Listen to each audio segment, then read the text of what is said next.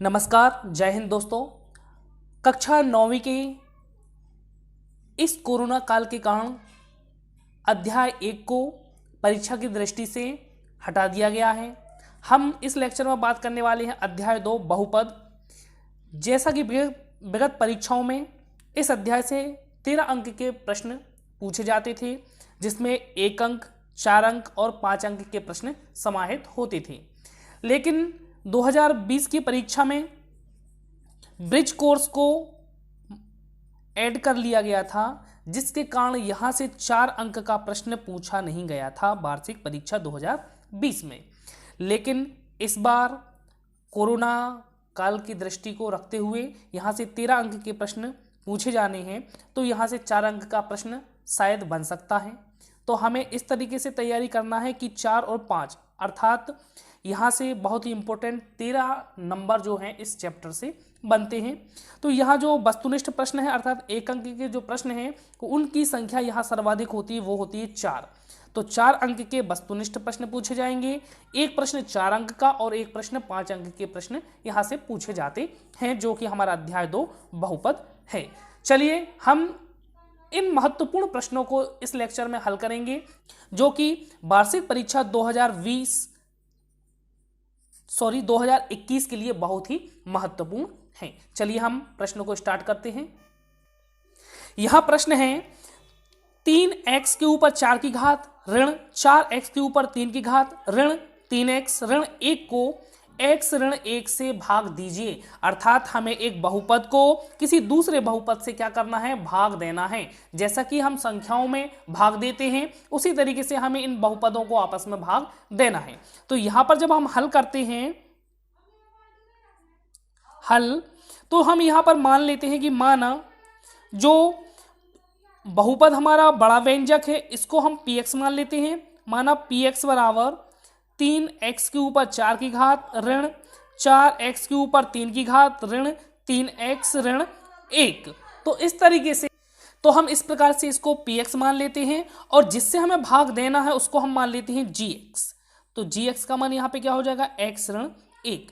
तो हमें क्या करना है कि इस वाले बहुपद से भाग देना है, अर्थात हमें px बटा gx को हमें ज्ञात करना है। तो जैसे कि हम भाग देते हैं कि x ऋण 1 का यदि हम डिवाइड करते हैं तो इस तरीके से भाग देते हैं, किस तरीके से 3x to the power 4 minus 4x to the power 3 minus 3x minus 1। तो इसमें जब हम भाग देते हैं तो यहाँ पर है x ऋण 1 और इसका भाग इस बहुपद में देना है। तो सबसे पहले हम यहाँ पर देखते हैं कि यहाँ पर जो x है उसके साथ क्या लिखा हुआ है, 3 लिखा हुआ है। यहाँ पर यदि हम देखें तो x है, तो यहाँ हम सबसे पहले 3 से यदि इस समीकरण में गुणा कर दें तो क्या बन जाएगा, ये 3x या 3x बन जाएगा। लेकिन अब यदि हम यहाँ x देखें तो x के ऊपर 4 की घात है, लेकिन यहाँ पे x के ऊपर 1 की घात है। तो हमें यहाँ पर 4 की घात बनाने के लिए हमें क्या करना पड़ेगा, x के ऊपर 3 की घात से भी गुणा करना पड़ेगा। तो हम यहाँ पर 3x के ऊपर 3 की घात का यदि x में गुणा करेंगे तो क्या बन जाएगा, 3x के ऊपर 4 की घात आ जाएगा। तो यहाँ आ जाएगा 3x के ऊपर 4 की घात। यहाँ पे ऋण लगा है तो यहाँ पे भी हम ऋण लगा देते हैं, और हम 3x के ऊपर 3 की घात का 1 से गुणा करेंगे तो क्या जाएगा, 1। तो 3 एकम 3x के ऊपर 3 की घात। तो इस तरीके से जब हम भाग देते हैं तो इन संख्याओं को घटाते हैं। तो यहाँ पर बहुपद दिए गए हैं चूंकि, इसलिए जब हम घटाएंगे तो इनके साइन चेंज हो जाएंगे, चिन्ह जो है वह बदल जाएंगे। जैसे कि यह 3x के ऊपर 4 की घात धन का है तो ये ऋण का हो जाएगा, यहाँ पे 3x के ऊपर 3 की घात ऋण का है तो ये धन का हो जाएगा।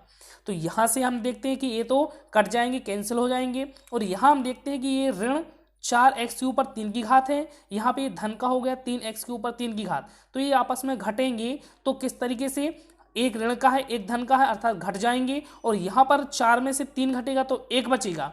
तो 1 को लिखना जरूरी नहीं है, x के ऊपर 3 की घात यहाँ पे आ जाएगा। लेकिन हम यहाँ देखते हैं कि जो संख्या है 4x के ऊपर 3 की घात, जो 4 है ये 3 से बड़ा है, इसलिए जो चिन्ह होगा वो क्या आएगा, बड़ा आएगा, अर्थात ऋण का साइन यहाँ पर आ जाएगा।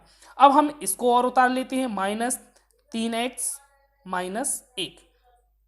अब हम पुनः देखते हैं कि यहाँ पर x है, यहाँ पे भी x, यहाँ पे x का कोफिशिएंट 1 है, यहाँ पे x का कोफिशिएंट 1 है, लेकिन यहाँ पर देखें कि जो ऋण का चिन्ह लगा हुआ है यहाँ पर, तो यहाँ पे नहीं है। तो हम क्या करेंगे, सबसे पहले तो इसको ऋण बनाएंगे, तो ऋण का गुणा करना पड़ेगा। यहाँ पे x के ऊपर 1 की घात है, यहाँ पे 3 की घात है, तो हम x के ऊपर 2 की घात से इसमें गुणा कर देंगे। यदि हम x के ऊपर 2 की घात से गुणा करेंगे तो x के ऊपर 2 की घात का गुणा x से होगा तो 3 की घात बन जाएगी, और ये ऋण का चिन्ह है तो ऋण का चिन्ह आ जाएगा, x के ऊपर 3 की घात। अब ऋण और ऋण का गुणा होगा तो ये धन हो जाएगा, और यहाँ पर x का वर्ग जो है x के ऊपर 2 की घात का गुणा 1 से होगा तो x के ऊपर 2 की घात ही आ जाएगा। तो इस तरीके से पुनः हम इनके चिन्ह को बदल देंगे। जब घटाएंगे तो ऋण का है तो धन का हो जाएगा, धन का है तो ये ऋण का हो जाएगा। यहाँ हम देखते हैं ऋण x के ऊपर 3 की घात और ये धन का हो गया तो ये कैंसिल हो जाएंगे। यहाँ हम देखते हैं कि यहाँ पर तो x के ऊपर 2 की घात वाला पद है ही नहीं, लेकिन ये किसका है, ऋण का है, तो हम इस ऋण x के वर्ग को x के ऊपर 2 की घात को उतार लेंगे, और ये वाला तो यहाँ पर है ही नहीं, इसलिए इसको भी हम वैसा ही उतार देंगे। यहाँ पर x के ऊपर 2 की घात ऋण है और यहाँ पर x है, तो हम पहले ही चर्चा कर चुके हैं, तो यहाँ पे क्या हो जाएगा, ऋण का साइन आ जाएगा, और यहाँ पर 1 की घात है, यहाँ पर 2 की घात है, तो यहाँ पर x का गुणा हो जाएगा। तो x का गुणा ऋण से होगा तो ऋण आ जाएगा, और x का वर्ग हो जाएगा, और ऋण x का गुणा ऋण 1 से होगा तो ऋण ऋण धन धन x बन जाएगा। अब हम चूंकि जानते हैं कि ये चिन्ह पलट जाएंगे तो ऋण का धन हो जाएगा, धन का ऋण हो जाएगा, तो यहाँ से ये कैंसिल हो जाएंगे। और यहाँ देखते हैं कि ऋण का 3x और ये ऋण का x, तो ऋण ऋण के हैं, जुड़ जाएंगे आपस में, तो 3 और 1 क्या हो जाएगा, 4 हो जाएगा, तो ऋण 4x, और यहाँ पे क्या आ जाएगा, ये ऋण 1। अब यहाँ पर हम पुनः देखते हैं कि यहाँ पे x है, यहाँ पे क्या है, ऋण है, ऋण 4x है, तो यहाँ पे x के साथ 4 गुणांक में है, और यहाँ पर x है 1 है, तो हम क्या करेंगे, सबसे पहले ऋण 4 का गुणा करेंगे इसमें, तो ऋण 4x बन जाएगा। तो क्या हो जाएगा, यहाँ पे ऋण 4x, ऋण ऋण क्या हो जाएगा, धन हो जाएगा, और 4 एकम 4 हो जाएगा, तो यहाँ से चिन्ह बदल जाएंगे, तो ऋण का धन हो जाएगा, धन का ऋण हो जाएगा, तो यहाँ से ये कैंसिल हो जाएंगे, यहाँ ऋण 1 और यहाँ ऋण 4, तो क्या हो जाएगा, ऋण 1 और ऋण 4 क्या हो जाएगा, ऋण 5। तो इस तरीके से हमें यहाँ पर शेषफल ऋण 5 प्राप्त हो जाता है। तो इस प्रकार से हमें यहाँ पर जो शेषफल है, शेषफल लिख लें हम कि शेषफल यहाँ पे हमें क्या मिल जाता है, ऋण 5, तो यहाँ पे हमें शेषफल ऋण 5 मिल जाता है। यदि हम इसके उत्तर की जांच करना चाहते हैं तो हम यहाँ पर लिखते हैं, चूंकि जांच की यदि हम चर्चा करें तो उत्तर की जांच में हम लिखते हैं कि चूंकि हमने यहाँ पर देखा था कि जो gx था, gx हमारा क्या था, x ऋण 1, यदि इसको हम 0 के बराबर कर दें तो यहाँ से हमें x का मान क्या मिल जाएगा, 1 मिल जाएगा। यदि हम x के मान 1 को हम क्या कह सकते हैं कि जो बहुपद x ऋण 1 है इसका एक शून्यक क्या है, 1 है, तो हम ऐसा भी लिख सकते हैं कि x ऋण 1 का शून्यक क्या है, 1 है, शून्यक 1 है। और जो शून्यक होता है, यदि शून्यक को, यदि x के मान को हम बहुपद px में रख दें तो हमें क्या मिलना चाहिए, ऋण 5 प्राप्त होना चाहिए। यदि हमें ऋण 5 प्राप्त होता है तो हमारा जो उत्तर की जांच होगी वह सही होगी।